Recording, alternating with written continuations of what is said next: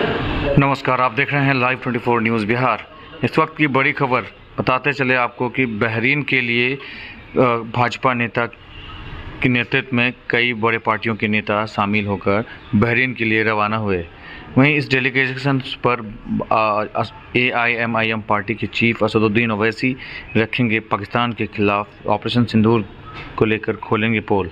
बताया जा रहा है कि इस डेलीगेशन भाजपा के नेता के नेतृत्व में की गई है और जिस पर कई पार्टी के सांसद मौजूद रहे, चाहे कांग्रेस या फिर गुलाम नबी आज़ाद एवं अन्य दलों के नेता शामिल हुए। इस डेलीगेशन का मेन उद्देश्य है कि पाकिस्तान का पोल खोलो। असदुद्दीन ओवैसी ने मीडिया से क्या बात की?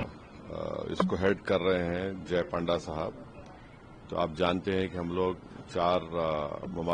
4 कंट्रीज को जा रहे हैं। पहले बहरीन को, उसके बाद कुवैत, फिर किंगडम ऑफ सऊदी अरेबिया और आखिर में अल्जीरिया को। तो अब जाहिर है जो पहलगाम का वाकया हुआ, दर्दनाक वाकया, और जो पिछले कई बरसों से आप और हम जानते हैं कि हमारे पड़ोसी देश पाकिस्तान अपने ही मुल्क से टेररिस्ट कैंप्स को चलाता है, उसकी सरपरस्ती करता है, उसको सपोर्ट करता है, और फिर ये लोग हमारे मुल्क में आकर यहाँ पर टेररिस्ट एक्टिविटीज करते हैं।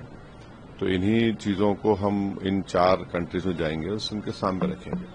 भाजपा सांसद बैजयंत पांडा ने इस दौरे को लेकर कहा, आज हमारा डेलीगेशन पश्चिम एशिया की इस यात्रा पर निकल रहा है। सबसे बड़ा संदेश वो एकता है जो भारत ने दुनिया को दिखाई है। आदरणीय मोदी जी के नेतृत्व में भारत ने जो न्यू नॉर्मल सेट किया है पिछले दशक में, यह है कि आतंकवाद के लिए हमारा जीरो टॉलरेंस है। ये नया भारत है, ये जरूर हम रेस्पॉन्स देंगे, और जो कोई ऐसा हमला करने के लिए सोच रहे हैं उनको सोचना पड़ेगा कि वो बहुत महंगा पड़ेगा उनको, और ये हम करके दिखाए हैं। भारत ने करके दिखाया है ऑपरेशन सिंदूर के जरिए, और एक के बाद एक पाकिस्तान के जो झूठ है सब पकड़े जा रहे हैं। वो जो प्रकार के सब आरोप किए थे कि भारत पर हमला किया, उनके कोई प्रमाण नहीं है। हमारे फोर्सेज ने जो कहा उसके लिए सैटेलाइट पिक्चर्स, इसके लिए विभिन्न प्रकार के इंफॉर्मेशन कोरोबोरेशन है, और आदरणीय प्रधानमंत्री जी ने जिस तरह के रिलेशनशिप्स बनाए हैं पूरे दुनिया भर, उसका भी हमें बहुत फायदा मिल रहा है। एक के बाद एक विभिन्न देशों ने हमारे समर्थन कर रहे हैं, भारत के पक्ष में बोल रहे हैं। ये मैसेज लेकिन कंटिन्यूअसली लेना है, और जो विभिन्न ग्रुप्स अभी जा रहे हैं विभिन्न देशों पर, इनका यही मैसेज रहेगा। और सबसे बड़ा मैसेज, जैसे कि मैंने कहा, कि भारत का एकता का है।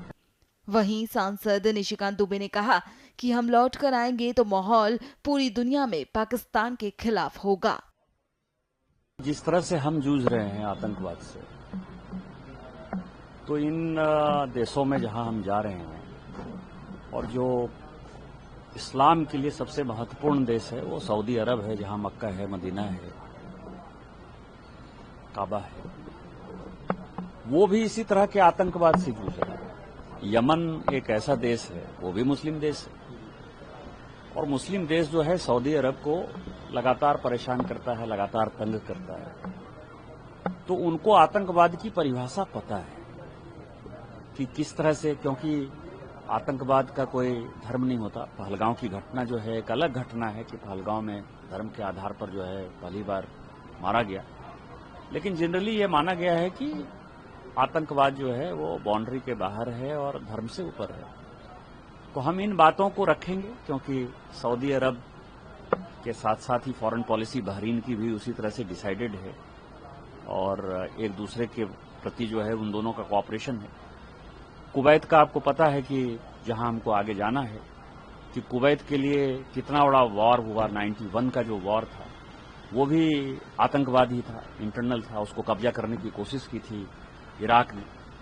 तो ये सारे मुद्दे ऐसे हैं जिसमें कि हम निश्चित तौर पर अपनी बात समझाने में कामयाब होंगे। 78 साल से पाकिस्तान ने हमारे साथ क्या काम किया है, और जब हम लौट के आएंगे तो मुझे लगता है कि माहौल पूरे दुनिया में पाकिस्तान के खिलाफ होगा, और आतंकवादी राष्ट्र बनाने की तरफ जो है वो अग्रसर होगा।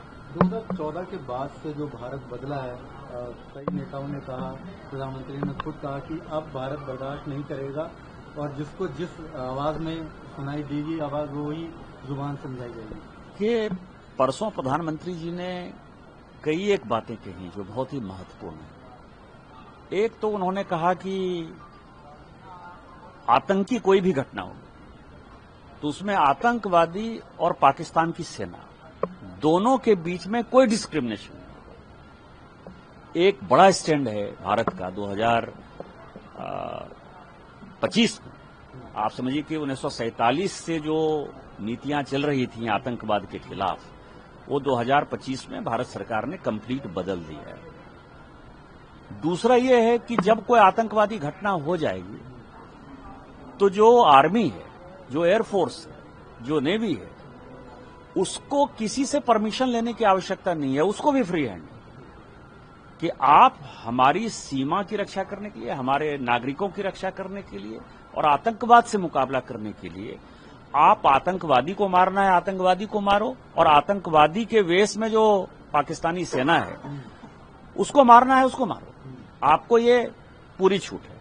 और तीसरा जो बदला 2025 में इस युद्ध में हमने देखा कि बिना पाकिस्तानी सीमा में घुसे हुए हमने जो है उनके आतंकवादी ठिकानों को तबाह किया, हमने उनके एयरबेस को तबाह किया और हमने ये मैसेज दिया कि हम आपके किसी न्यूक्लियर वार के धमकी से नहीं डरते हैं और आपको जो करना है करो, हमको जो करना होगा करेंगे और हम आपको माकूल जवाब देंगे और आपको हम नेस्तनाबूद होंगे।